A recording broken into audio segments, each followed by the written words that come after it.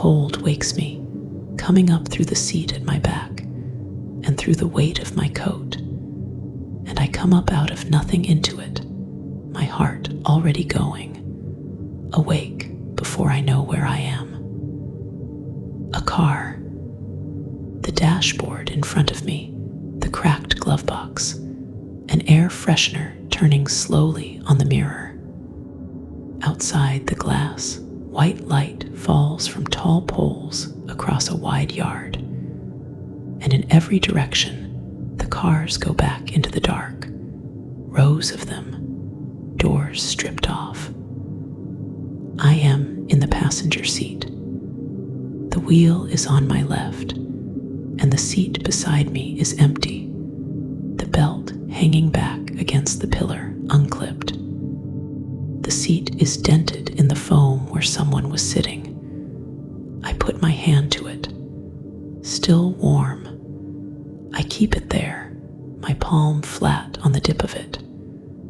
I try to think how I got into this car, who was driving, where we were going.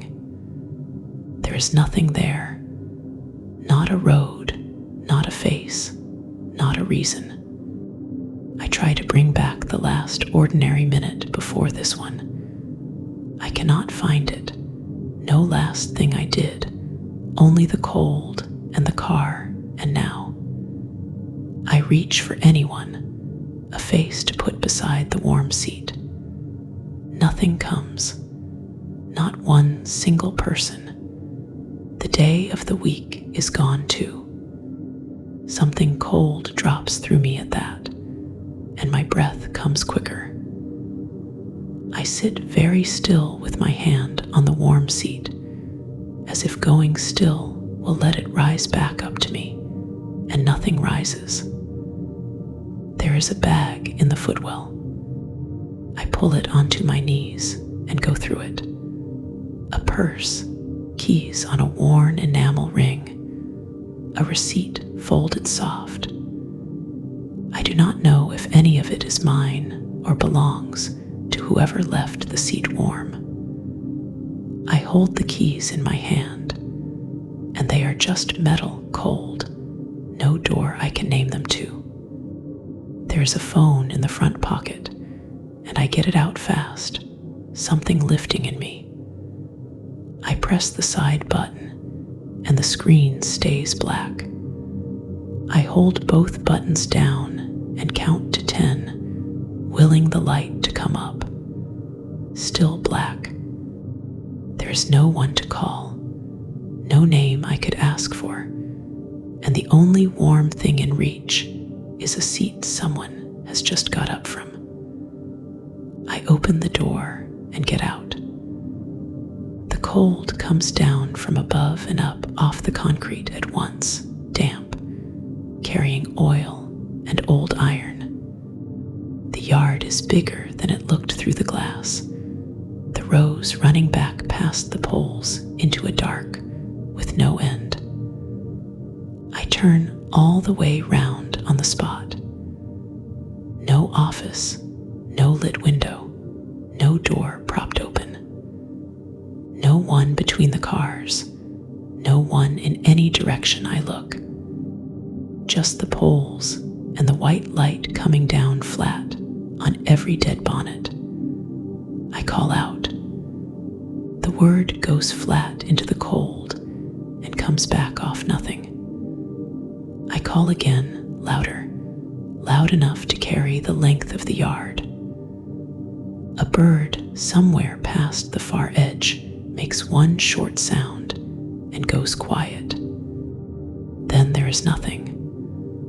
I stand by the open door with my chest tight, listening hard, and there is no voice, no footstep, no engine turning over. Nothing in the whole place that is not the hum of the poles over my head. Someone was here. I go back to the open door and lay my palm on the dent again, and it is cooler than it was, the last of the warmth leaving it under my hand. Someone sat here, and the seat has not finished going cold. I keep my hand pressed to it, as if holding the warmth there would keep the person close. The warmth goes anyway. By the time I lift my hand, the foam is as cold as the air. I stay by the car and wait, my arms crossed over the cold, for someone to come round the end of a row, for a voice, for the whole of who I am to come back up through me at once. The light comes down. The poles hum. A long time goes by, with nothing to measure it, and the longer I stand, the harder my heart goes, my mouth dry, my eyes pulling to every row, watching for someone to come. Nothing comes back, not the warmth, not the memory, not a single person, and I cannot stand at a dead car any longer waiting on either of them. I take the keys out and close my fist round them, hard, until the enamel ring bites into my palm. They are solid, whoever they belong to, the one thing here I can hold. I keep them gripped so tight my hand aches, and I pick a direction, away from the car, into the rows, and I make myself start walking.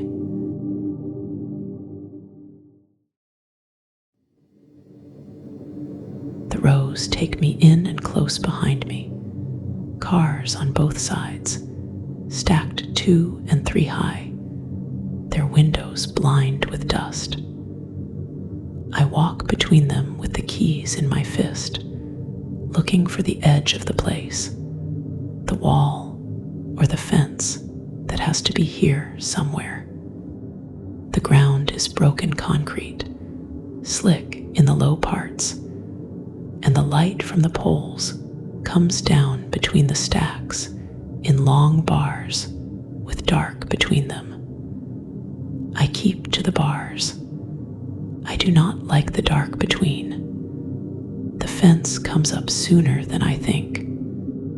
Chain link twice my height, a steel rail along the top, the posts set deep in concrete footings. I put my fingers through the diamonds and pull, and it does not give, the whole run of it tight as a drum. I follow it along, my hand trailing the links, looking for the way out that a fence like this always has, the gate the lorries come through. It is there, further along, where the fence makes a wider span, a gate, 2 leaves of it, as tall as the rest. A chain runs through the middle where the leaves meet, looped round and round, pulled tight. A padlock the size of my fist, holding the loops shut. I take hold of the chain and haul on it. The links pull taut and bite cold into my palms. The leaves shift a finger's width against each other and stop. The lock does not move. I rattle it, both hands, throwing my weight back, and the gate gives that same finger's width and no more, the chain singing tight each time. I put my face to the gap between the leaves and look through. There is no road. There is no verge, no tarmac, no gravel turning area where the lorries would swing in. The poles light the ground for a few feet past the gate. Then the light stops, and past it there is dark, flat, and close, with nothing in it. No shape of a building, no far light, no line where a road would run off into the night.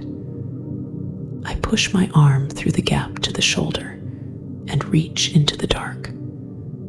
My hand finds cold air and nothing else. I pull it back. There is another gate. There has to be. A yard this size has more than one way in. I leave the chained gate and go on along the fence, faster now, my breath coming short and white. The keys still shut in my hand, though there is nothing here to use them on. The fence runs straight, then turns a square corner and runs straight again, and I follow every foot of it. There is a smaller gate at the corner, a single leaf, a person's gate set into the run. It has a latch and a hasp, and the hasp has a padlock through it, smaller than the first, but just as shut. I try the latch anyway, lifting it, shaking the leaf in its frame. It holds. Further on there is a place where the links have been cut and bent back, and then wired shut again. A square of fence laced through with heavy wire, the ends twisted tight. I get my fingers into the twists and pull. They hold, and the wire cuts a thin line into my finger that stings when I put it to my mouth. Every gate is locked. Every cut in the fence is wired. There's no give anywhere in the whole run of it. And behind all of it, the same flat dark, a few feet back from the light, with nothing in it, going back further than I can see. My heart is going hard now and high, knocking up under my collar. My hands have started to shake on the cold links, and I cannot make them stop. I go back to the first gate, the big one, because it is the one a person would open, and I stand in front of it with the chain in both hands. There must be a way to work it. There is always a way. I follow the chain round every loop with my fingers, looking for the slack end, the join, the part that comes free. There is no slack and no join. It is one length looped and locked, and the lock takes a key I do not have. On a ring of keys I cannot read, none of which is shaped for a padlock this size. I let the chain go. It swings against the gate and rings once and is still. I stand and look through the gap at the dark that is not a road. The cold comes up off the concrete into my feet, and the keys in my fist are wet now where I have gripped them. There is no way out that I can open. The simple thing, the gate you walk out of, is shut against me, and there is nothing behind it to walk into.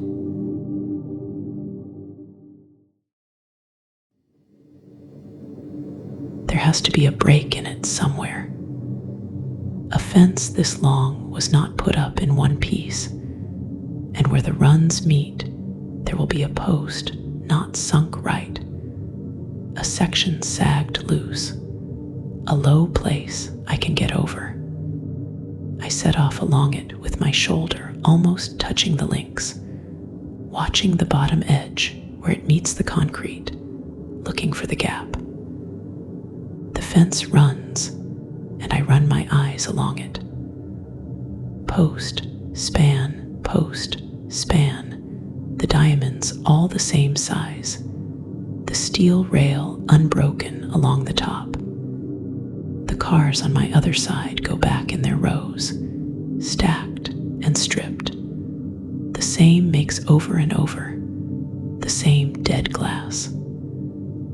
The light comes down from the poles in the same long bars. I pass a pole with its bulb gone, the dark pooling under it, and I hurry through into the next stretch of light. The next stretch is the one I have already walked. I know it because of the gate. The big chained gate comes up ahead of me, 2 leaves, chain looped through the middle, the padlock the size of my fist. I have walked a long way and turned no corners that brought me round, and here is the gate in front of me again. I stand and look at it. The chain hangs the way I left it hanging.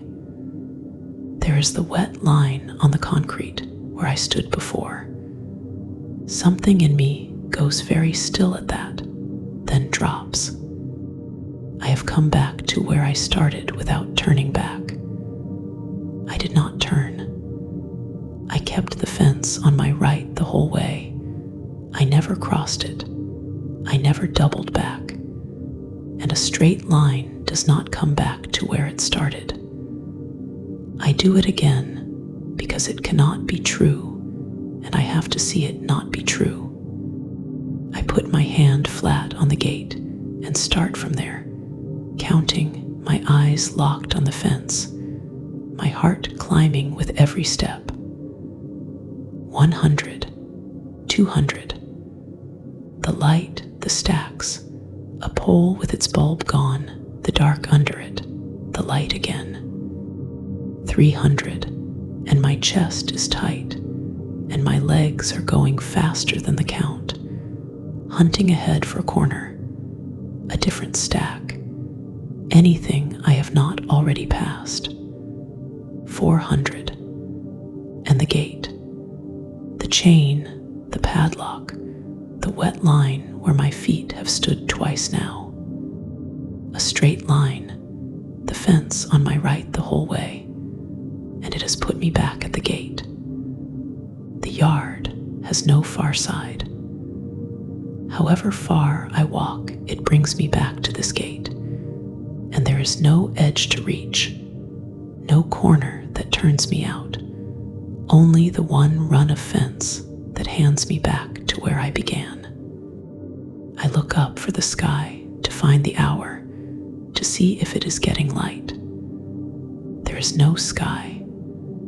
Above the poles there is only dark, no gray coming, no stars, no edge to it, the light of the poles going up a little way, and then nothing. There is no sun behind it anywhere, no way to say if it is night or the middle of the day, no way to count how long I have been walking, no way to mark 1 minute off from the next. My breath has gone shallow and quick. There is a taste in my mouth like metal, and a crawl starts up the back of my neck that is not the cold. I turn round, away from the gate, and look back down the rows for the car, for the one fixed thing, the seat I woke in, the open door I left. I will go back to it. I will start again from there. The car is not where I left it. I know the row. I marked it, the third pole, the flatbed with no cab 2 stacks down, the gap where I walked out into the lane. I go to it. The flatbed is there, the gap is there, and the car is not. The lane runs on between the stacks, empty, the concrete bare where the car stood. There is no car, no open door, no warm seat going cold. I walk into the empty lane and turn on the spot where it stood, looking for it down every row that opens off this one, and it is in none of them. The one thing I left to come back to is gone, and the place has closed over where it stood, as if a car had never been there at all. There is no fixed thing left to start again from, no edge to walk to, only the rows and the gate and the fence that brings me back.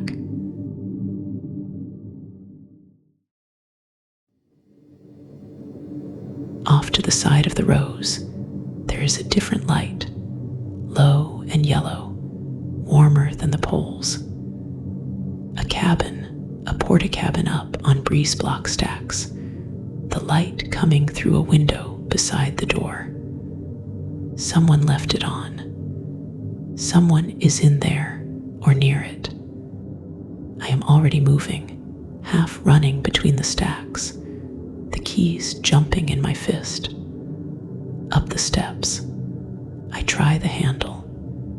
It turns, and I push the door open and go in, already saying it, hello, hello.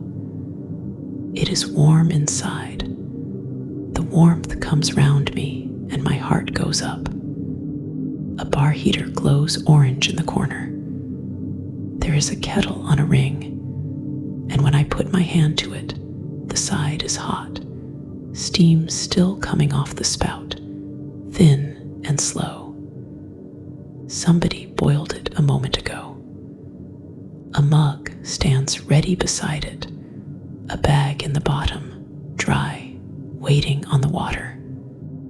I look from it to the door, to the dark beyond the window, for the one who set it there. A radio on the shelf is turned on. Somebody wanted a voice in here with them through the shift, and there is none. It hisses, a flat gray hiss with no words and no music in it. The needle sat between two numbers on the dial. I turn the knob along the band, hunting a station, a person talking, and there is hiss all the way, end to end. Nothing on it anywhere. I turn it off because I need to hear past it, and the quiet that comes in behind it is worse than the hiss was. The cabin is one room, and I can see all of it. A desk with a logbook open on it, a chair pushed back at an angle, a coat over the chair, a flask, a torch, a half packet of biscuits with the wrapper rolled down. By the door there is a hook with a lead on it, and I want there to be a dog more than I can say. Something warm and alive that would come to me.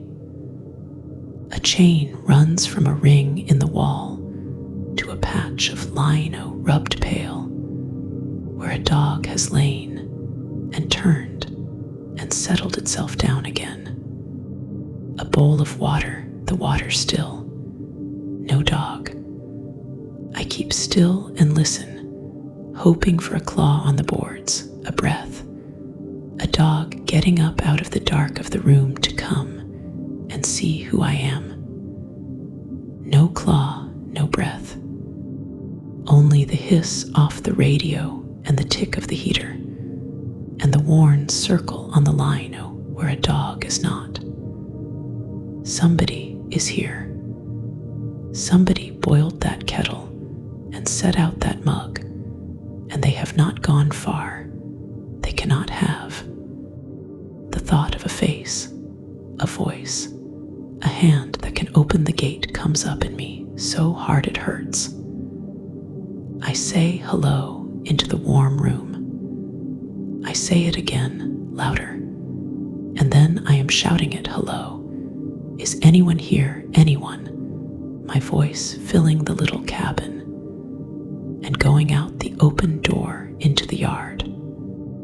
I stop after each shout and strain into the gap it leaves for a step on the boards, a chair scraping, a voice answering from somewhere I cannot see. There is no back. There is no step. Only the hiss going on under it all, and the kettle ticking as it cools. I go back out onto the step and call across the rows, both hands at my mouth. The light from the poles lies flat on the stacks, and nothing moves on them. I come back in. The mug is by the kettle. The chair is pushed back at an angle, shoved away from the desk by someone standing up to step out for a moment.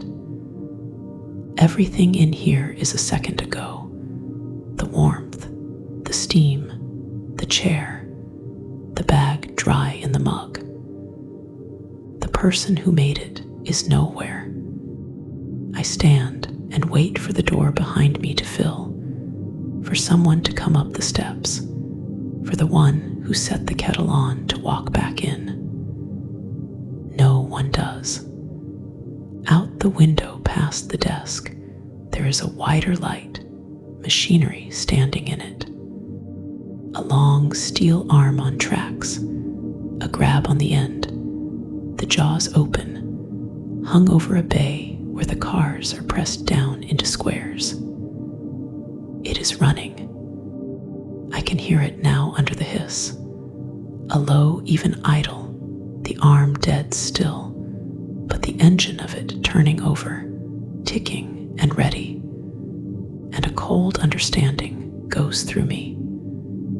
It runs with no one in the cab, the same as the kettle boiled with no one to drink it. There is no one in here. There is no one out there. The kettle has stopped steaming. The heater glows on in the corner, and no one is coming back for the coat on the chair or the mug by the kettle.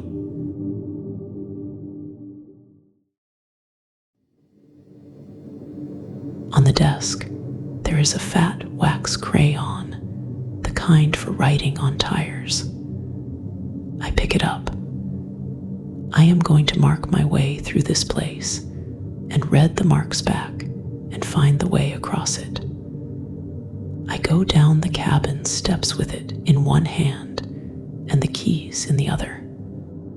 I pick the car at the bottom of the steps, a red estate on its roof, and draw a thick cross on its door, big as my hand, where I cannot miss it.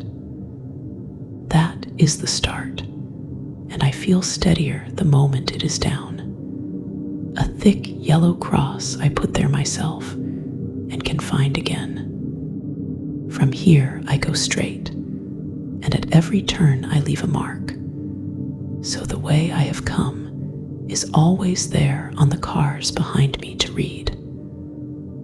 I walk into the rows, and at the first junction, I draw an arrow on the nearest wing, pointing the way I came, and go on.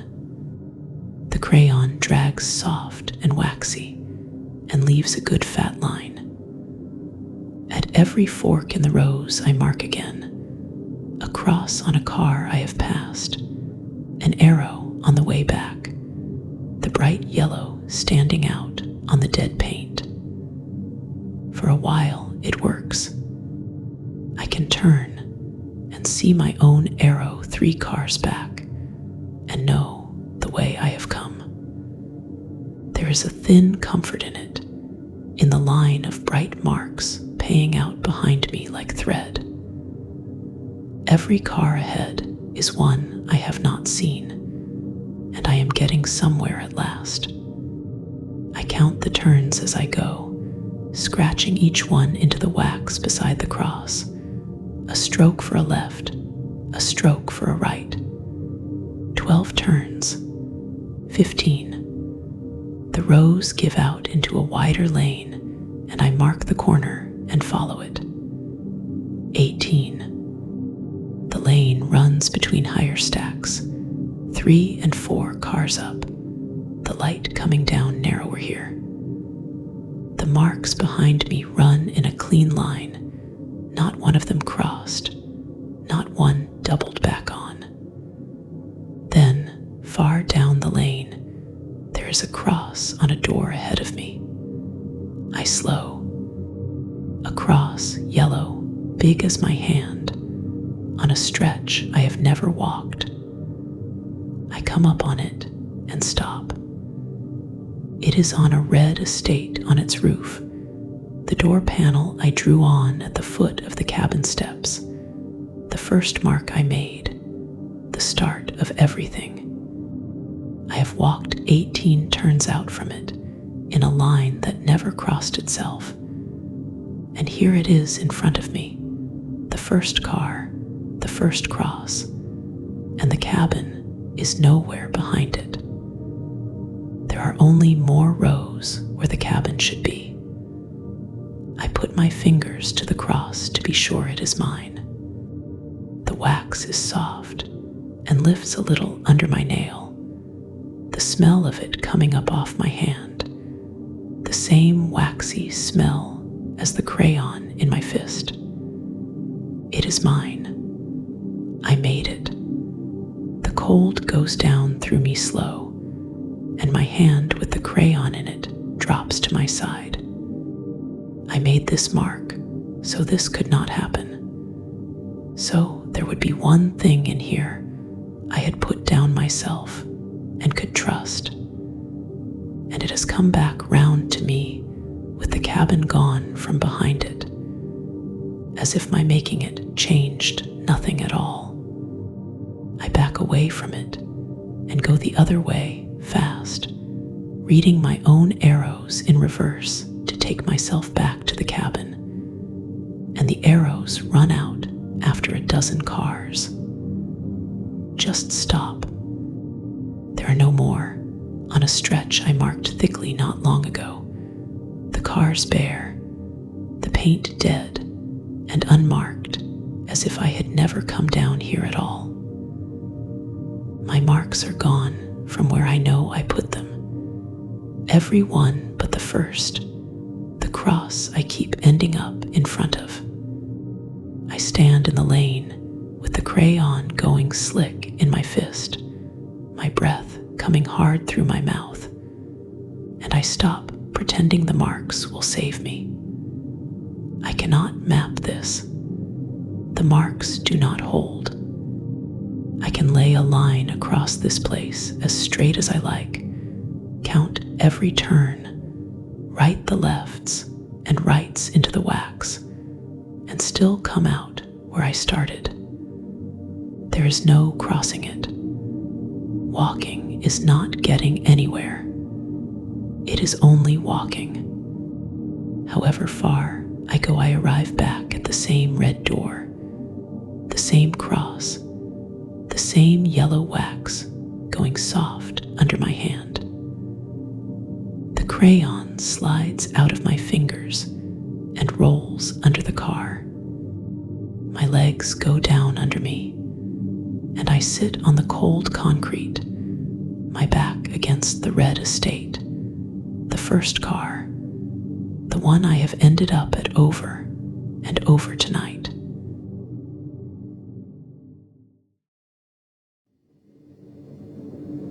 I do not know how long I sit against the red estate before I see the purse.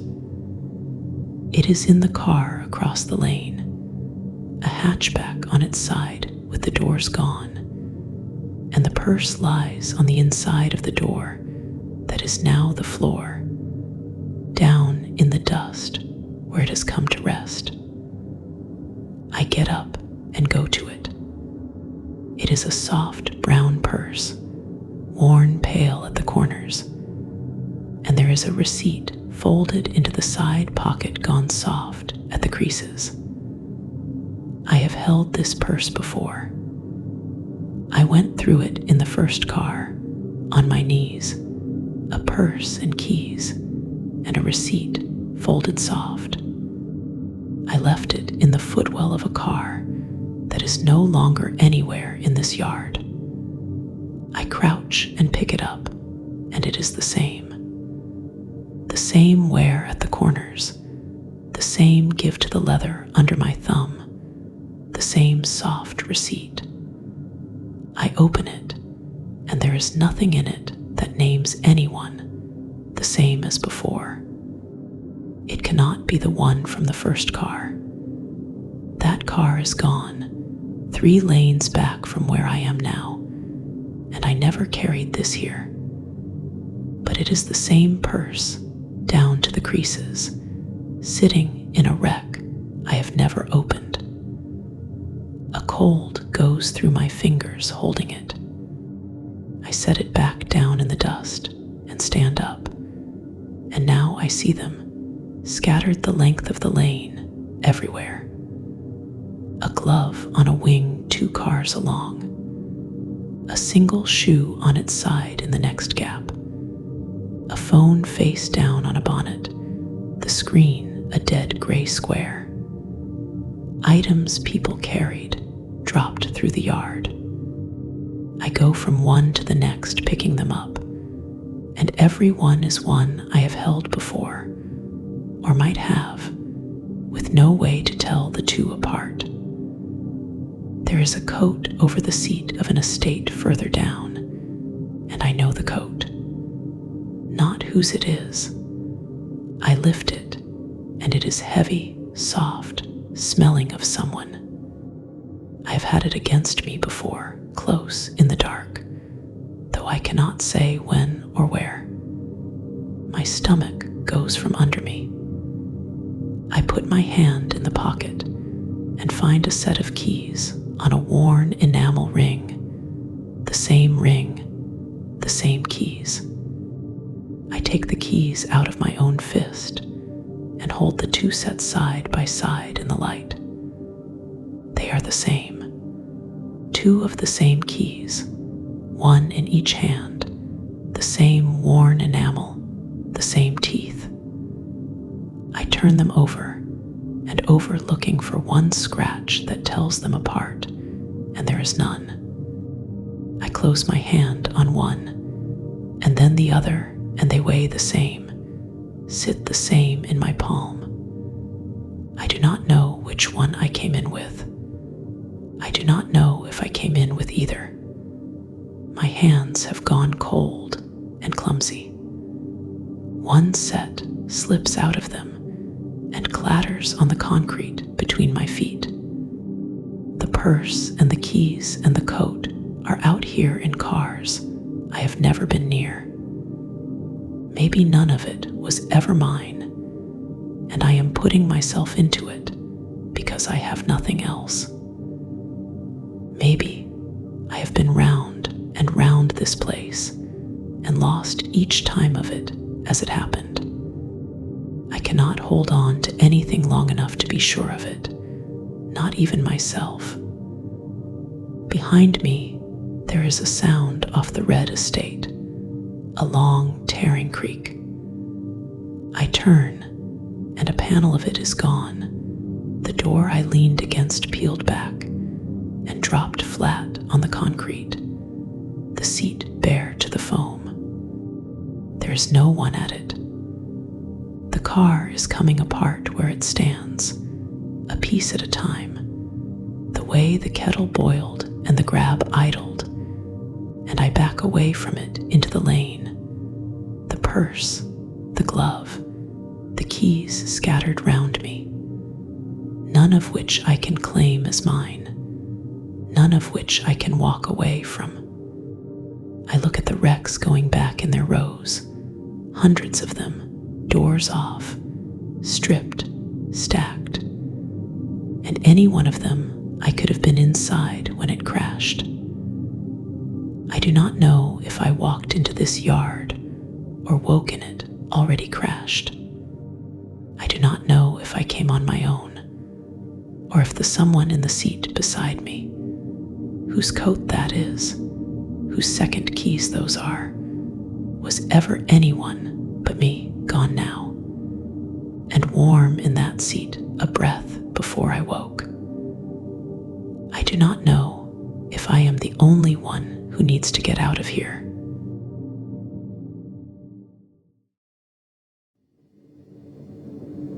The lane brings me back to the cabin, the yellow light, the door standing open where I left it. And this time, I am not calling for anyone. I know there is no one, but the office is where the keys are kept, and the gate was logged. And if there is a way out of this yard, written down anywhere it is in here, I go straight to the desk. The logbook is open on the desk where it was. I sit down in the chair and turn it to me and read. It is a Goodson book, ruled columns, a date, a registration, a make, a name for who booked the car in. The writing is the same all the way down, slow and careful, in blue biro. I read up the page, and the dates climb backward. The same week over and over, the 4th, the 4th, the 4th. 100 cars all booked in on the 4th. The same date written again and again. I turn back through the pages, and every page is the 4th. The book is full of one day done again and again. The same date in the same writing, with no day before it, no day after. There is a drawer under the desk, and I pull it open. Keys. A whole drawer of them, labeled on paper tags gone soft, and I go through them fast, my heart up, sure that one of these is the gate. Cabinet, stockroom, diesel store, inner office, pump. I lay them out on the desk in a row and try to find the one that says gate or yard or out, and there is no tag for any of those. There are keys here for every lock in this place, but the one that lets me leave it. On a hook by the door is a ring with the big keys on it, the outside keys, and I take it down, and there is no padlock key among them either. Nothing the size of the chain on the gate. I hold the keys I have carried all night against them, the worn enamel ring, and not one of those fits, a single lock in this office either. They open nothing here. Above the desk, the bank of little screens is still on, 4 of them, gray and grainy, the feeds from round the yard. I lean in close and go from one to the next, looking for a person on any of them. The gate chained, no one at it. A lane of stacked wrecks empty. The crusher bay, the grab hung over the squares of pressed cars. No one in the cab, and no one on the ground. The 4th screen shows another office like this one, a desk, a chair pushed back, a coat hung on it, and no one in the chair. I watch that empty chair, waiting for whoever sits in it to step back into the frame. Nobody comes to it.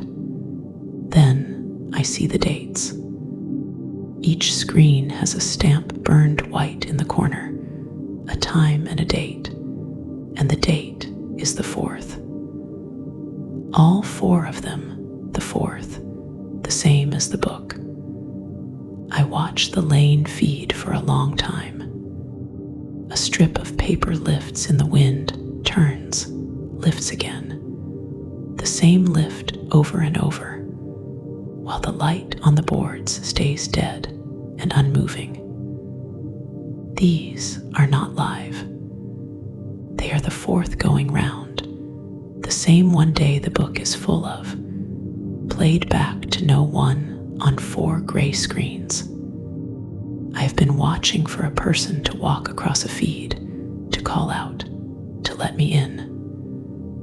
There is no person to come, only the 4th on a loop, the empty gate, the empty lane, the chair no one sits in. Whatever happened in this yard happened on the 4th, and the cameras have shown nothing but that since. My legs go and I sit back down. The book holds the same one day, written and written again. The keys open every lock but the gate. The screens play the 4th to an empty room, around and around, and there is no live eye anywhere in this place, no one watching a thing. There is no one behind it. I wanted a manager, a night man, a hand on a switch, somebody at the end of all these keys and books and screens. is no one. It runs itself, books the cars in, locks the locks, grinds them down, and it does all of it for no one. It does not know that I am sitting in the middle of it.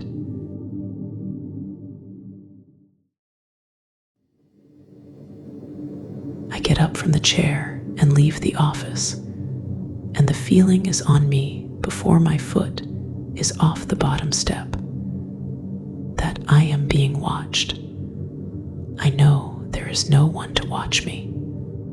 I have just sat with the screens and seen the empty gate, the empty lane, the chair no one sits in, the fourth going round and round to no one.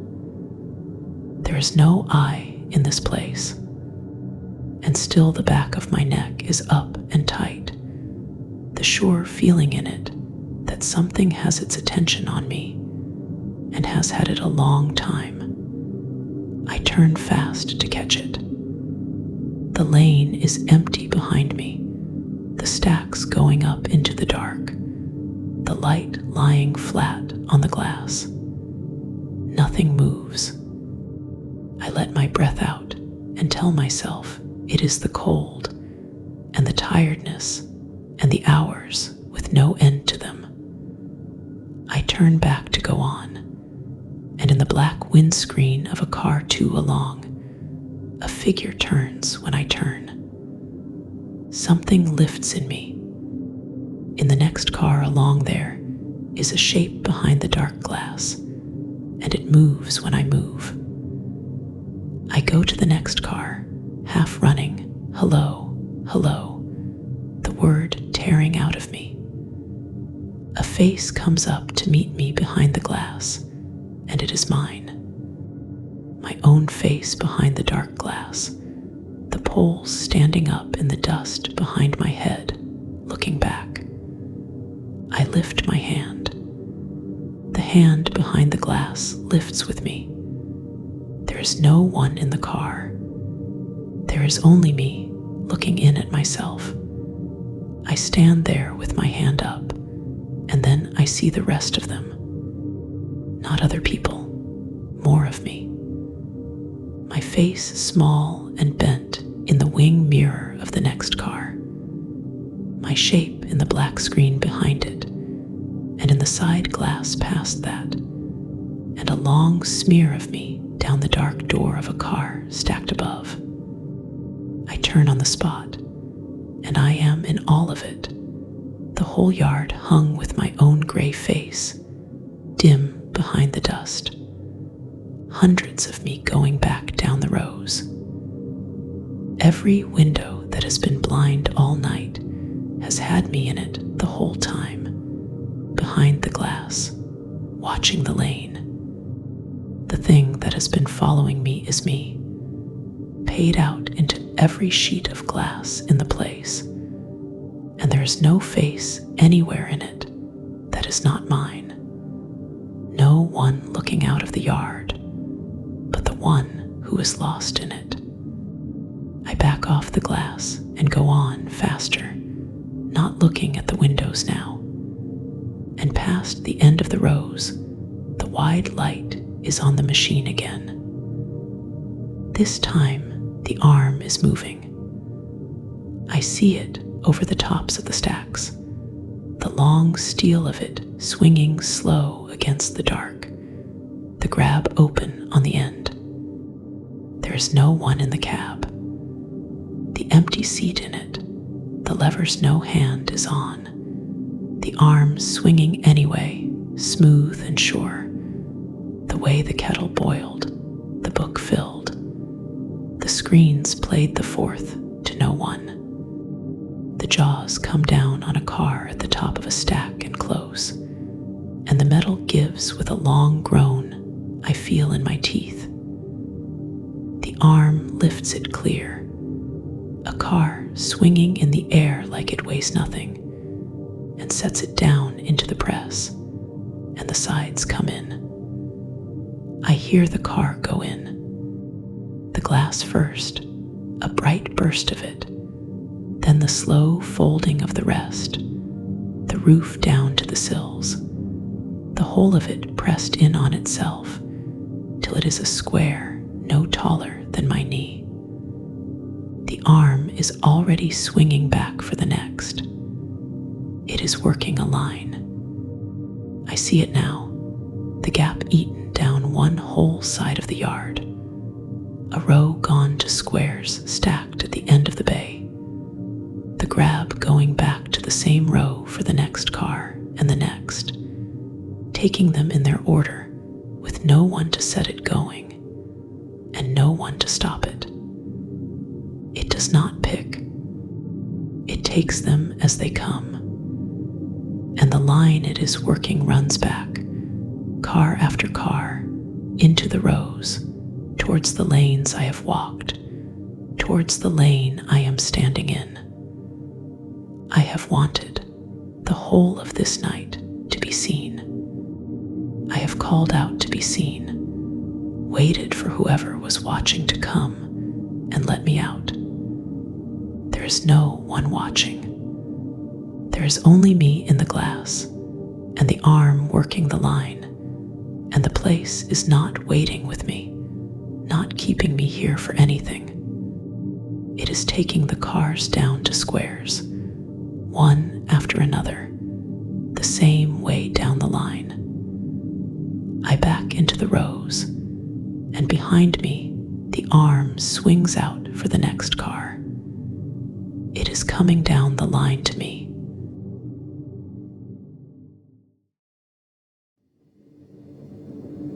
I run, away from the bay, down the lane, the stacks pouring past, the cold air cutting into me. The arm is behind me, and my legs go. The lane forks. I take it. It forks again. I take that, my breath tearing, the keys still shut in my fist where I have carried them all night, biting my palm with every stride. The light comes down in bars. I go through the bars, through the dark between them, the dark I would not go into before. It does not matter now. Nothing in the dark is worse than what is behind me. My chest burns. A stitch goes in under my ribs like a hook. The rows pouring by, stripped, stacked, all the same. The big gate comes up ahead, chained, the same gate I ran from in front of me again. I turn off down a new lane. The cabin comes up, the yellow light, the open door. I did not run for the cabin, but here it is.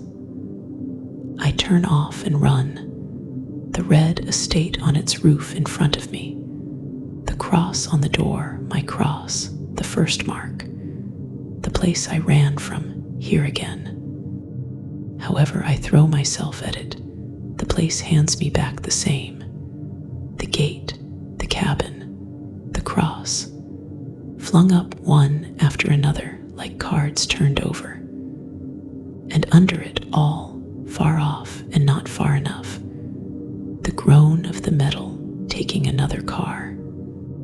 My legs go out from under me, and I go down hard, my palms tearing on the concrete, the keys skidding out of my hand into the dark under a car. I get up.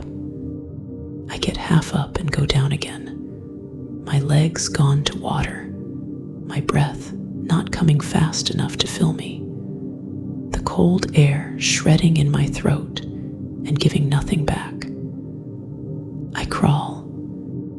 I get my hands under me and crawl over the broken ground, the grit driving into my palms, towards nothing, away from nothing, slower now, my arms shaking under me, my head going down. And the car is there.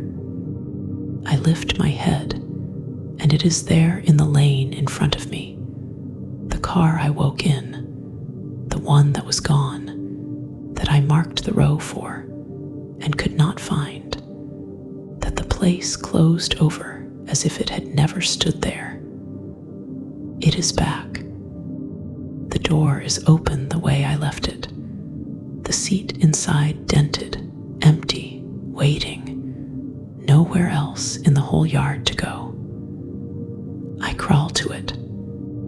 I get a hand on the cold sill, drag myself up off the ground and in, onto the seat, the passenger seat, the seat I woke in, my body going down into it, not getting up again. I have run the whole night and come back to the one seat in the yard, emptied right out, set back down in the car.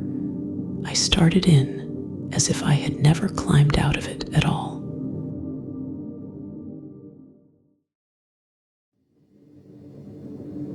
I am down in the seat, my body gone heavy in it, and the arm comes. I hear it before I see it, the groan of the metal close now, the next car and the next going down to squares. The line worked all the way to the row I am in. Then the wide light of the bay swings across the glass, and the arm is over me.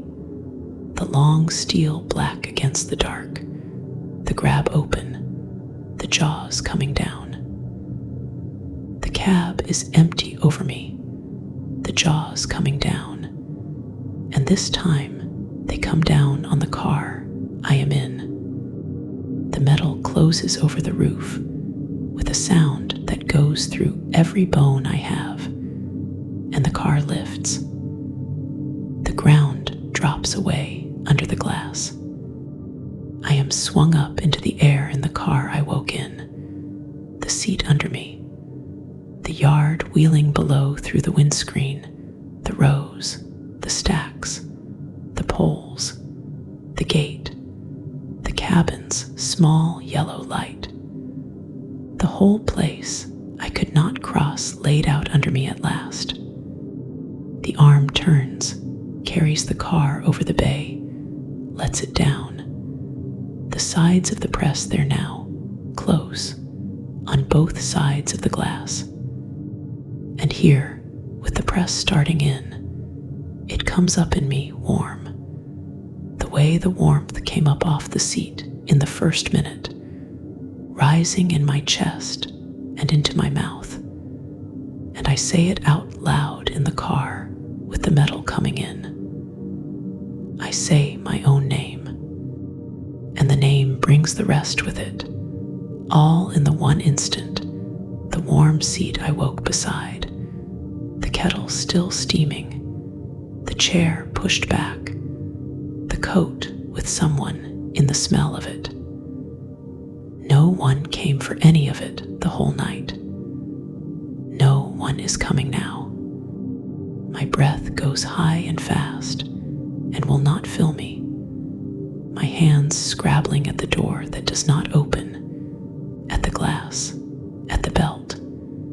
My heels driving into the floor to push me back from the metal coming in. And there is nowhere back to push to. Only the seat, only the car, only the press. The glass goes first, all of it at once, a white burst, and I throw my arms up over my face.